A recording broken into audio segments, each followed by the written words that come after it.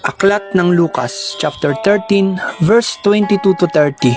Ang makipot na pintuan. Nagpatuloy si Jesus sa kanyang paglalakbay. Siya ay nagtuturo sa bawat bayan at nayon na kanyang dinaraanan patungong Jerusalem. May isang nagtanong sa kanya, "Ginoo, kakaunti po ba ang maliligtas?" Sinabi niya, "Pagsikapan ninyong pumasok sa makipot na pintuan. Sinasabi ko sa inyo, marami ang magpipilit na pumasok, ngunit hindi makapapasok. Kapag ang pinto'y isinara na ng puno ng sambahayan, magtitiis kayong nakatayo sa labas at katok ng katok. Sasabihin ninyo, 'Panginoon, papasukin po ninyo kami.' Sasagutin niya kayo, 'Hindi ko alam kung taga saan kayo.'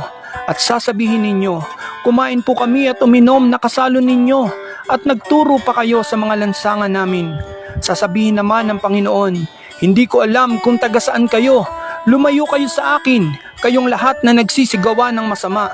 Tatangis kayo at magngangalit ang inyong ngipin kapag nakita ninyong nasa kaharian ng Diyos sina Abraham, Isaac at Jacob, at ang lahat ng propeta, at kayo na may ipinagtabuyan sa labas. At darating ang mga tao buhat sa silangan at kanluran, sa hilaga at timog, at dudulog sa hapag ng kaharian ng Diyos.